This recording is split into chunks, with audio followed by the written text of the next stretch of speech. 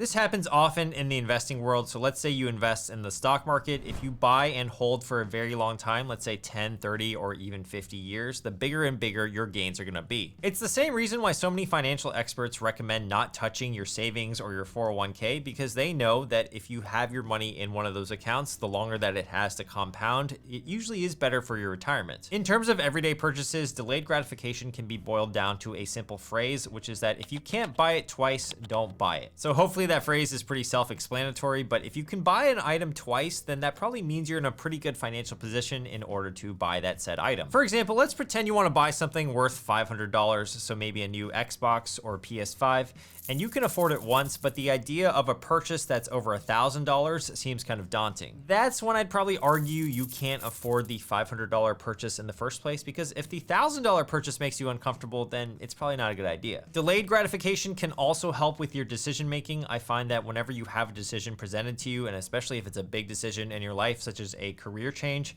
if you zoom out 10 or 20 years, usually the picture becomes a lot clearer. So I personally remember a situation at work that I was in. So I was working in the monetization department at a mobile video game company, and I wanted to switch to marketing because they had a higher base salary for their employees. The short-term thinking in me wanted the extra salary of 10 or 20K by switching over to marketing and doing roughly the same amount of hours of work.